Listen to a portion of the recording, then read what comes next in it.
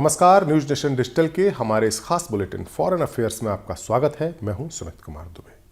इस news bulletin में बात होती है विदेश की उन खबरों की जो भारत और भारतीयों के लिए काफ़ी महत्व रखती हैं।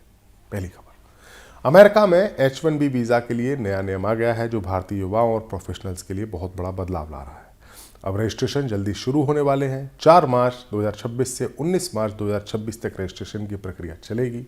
इस बार पुरानी लॉटरी व्यवस्था खत्म हो रही है और सिलेक्शन सैलरी के आधार पर होगा। जितनी ज़्यादा तनख्वाह उतने ज़्यादा चांस। USCIS ने 4 लेवल बनाए हैं। लेवल 4 है जो सीनियर और एक्सपर्ट्स की जॉब के लिए है, इसमें 4 चांस मिलते हैं। लेवल 3 अनुभवी लोगों के लिए जिसमें 3 चांस हैं। लेवल 2 मिड लेवल है जिसमें 2 चांस हैं और लेवल 1 फ्रेशर और एंट्री वाला लेवल है जिसमें सिर्फ 1 चांस मिलेगा।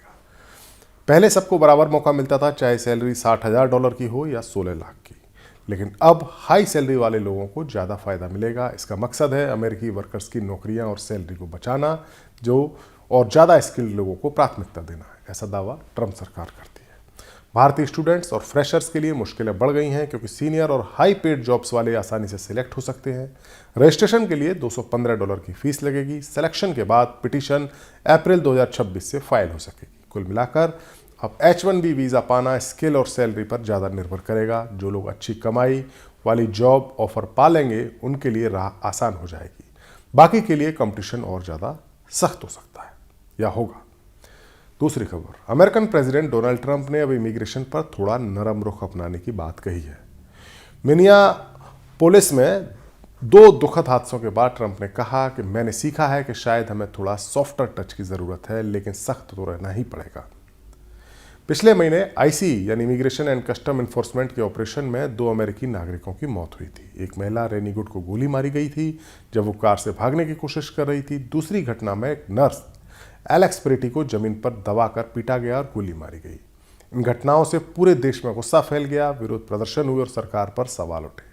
ट्रंप ने एक न्यूज़ स्क्वायर चैनल को दिए इंटरव्यू में ये बात कही। उन्होंने कहा कि वो इन मौतों से दुखी हैं और ये नहीं होना चाहिए था। साथ ही उन्होंने IC और पुलिस को पूरा साथ देने की बात भी दोहराई।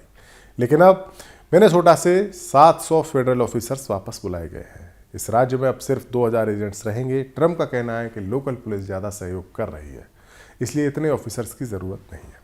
ट्रंप के बॉर्डर चीफ टॉम होमन ने साफ साफ कहा है कि मास डिपोर्टेशन जारी रखेंगे, हर दिन एक्शन होगा, रिकॉर्ड तोड़ रहे हैं, हम नहीं रुकेंगे। मिनियापोलिस में मेट्रो सर्च ऑपरेशन चल रहा है, लेकिन अब थोड़ा कम जोरदार तरीके से हो रहा है। ये बदलाव भारतीयों और दूसरे इमिग्रेंट्स के लिए राहत की खबर हो सकती है, खासतौर से उन लोगों के लिए जो गैरकानूनी तरीके से आए हैं। लेकिन ट्रंप की सख्त नीति पूरी तरह खत्म नहीं हुई है, बस थोड़ा नरम अंदाज अपनाया गया है। तीसरी खबर, ट्रंप का गोल्ड कार्ड वीज़ा प्रोग्राम अब कानूनी चुनौती का सामना कर रहा है। अमेरिकन यूनिवर्सिटीज़ के प्रोफेसरों, वैज्ञानिकों और हाई स्किल्ड प्रोफेशनल्स ने इसे रोकने के लिए मुकदमा दायर कर दिया है। लोग American association of university professors AAUP की नेतृत्व में ये हुआ है। ये प्रोग्राम क्या है? ट्रंप ने एग्जीक्यूटिव ऑर्डर से ये प्रोग्राम शुरू किया है। इसमें अमीर विदेशी 1 मिलियन एक व्यक्ति के लिए या 2 मिलियन कंपनी के जरिए अमेरिकी सरकार को दान देकर ग्रीन कार्ड पा सकते हैं। साथ में $15,000 की प्रोसेसिंग फीस है। ये EB-1A एक्स्ट्रा ऑर्डिनरी एबिलिटी या EB-2 NIW की कैटेगरी में तेजी से ग्रीन कार्ड देता है। इसका मकसद है अमीर लोग जल्दी अमेरिका में बसें और अर्थव्यवस्था को फायदा दें। लेकिन इसको चुनौती देने वाले कहते हैं कि ये गलत है। अमेरिकी कानून में ग्रीन कार्ड मेरिट यानी स्किल और उनके कंट्रीब्यूशन के आधार पर मिलता है, पैसे पर नहीं। ये प्रोग्राम अमीरों को फायदा देकर वैज्ञानिकों, डॉक्टर्स और रिसर्चर्स को पीछे धकेलता है जो सालों से इस कतार में हैं। खासतौर से भारतीयों के लिए लंबी वेटिंग बढ़ सकती है। मुकदमा कहता है कि सरकार ने कानून से ज़्यादा अधिकार का इस्तेमाल किया है, कांग्रेस की मंजूरी नहीं ली, नोटिस कमेंट प्रोसेस नहीं किया गया, ये मनमाना और गैरकानूनी है। यह मुकदमा कोलंबिया के डिस्ट्रिक्ट कोर्ट में दायर हुआ है। मुकदमा दायर करने वाले लोग चाहते हैं कि कोर्ट इसे गैरकानूनी घोषित करे और रोक लगाए। AAUP के प्रेसिडेंट टॉड वुल्फसन का कहना है कि यह अमीरों को प्राथमिकता देकर इमिग्रेंट्स, रिसर्च और हायर एजुकेशन पर हमला है। अगर मुकदमा कामयाब हुआ तो हज़ारों स्किल्ड लोग राहत पा सकते हैं, वरना अमीरों का पे टू प्ले सिस्टम चलता रहेगा। चौथी खबर, अमेरिका में एक बड़ा बदलाव आया है। ग्रीन कार्ड धारक जो परमानेंट रेजिडेंट्स हैं उनको अब सरकारी बैक्ड बिजनेस लोन नहीं मिलेगा। सरकार से जरिए जो मिलता था। 1 मार्च 2026 से ये नियम लागू हो जाएगा। US स्मॉल बिजनेसेस एडमिनिस्ट्रेशन यानी SBA ने नया पॉलिसी नोटिस जारी किया है, जिसमें साफ साफ कहा गया है कि एसबीआई के लोन प्रोग्राम में बिजनेस के 100% मालिक अमेरिकी नागरिक या नेशनल होने चाहिए जो अमेरिका या उसके इलाके में रहते हैं। मुख्य रूप से इससे 7A प्रोग्राम, 504 लोन और बाकी छोटे बिजनेस लोन जो छोटे व्यवसाय शुरू करने या बढ़ाने के लिए लिए जाते हैं वो काफ़ी इसमें पॉपुलर थे। पहले ग्रीन कार्ड होल्डर्स को कुछ हिस्सेदारी के साथ लोन मिल जाता था, लेकिन अब किसी भी प्रतिशत, यहां तक कि 1% पर भी रोक लगाई गई है।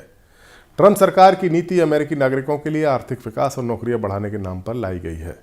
एसबीआई के प्रवक्ता मैगी क्लेमोस ने कहा है कि ट्रंप एसबीआई नागरिकों के लिए आर्थिक विकास और जॉब क्रिएशन पर फोकस कर रहे हैं, इसीलिए विदेशी नागरिकों वाले बिजनेस को अब लोन की गारंटी नहीं मिलेगी। इंडियन ग्रीन कार्ड होल्डर्स के लिए यह झटका है क्योंकि बहुत से भारतीय अमेरिका में छोटे बिजनेस जैसे रेस्टोरेंट, स्टोर, टेक स्टार्टअप जैसे चलाते हैं और एसबीआई लोन सस्ते और आसान होते हैं। अब उन्हें प्राइवेट बैंक से लोन लेना पड़ेगा या दूसरे रास्ते खोजने पड़ेंगे जो महंगे और मुश्किल हो सकते हैं।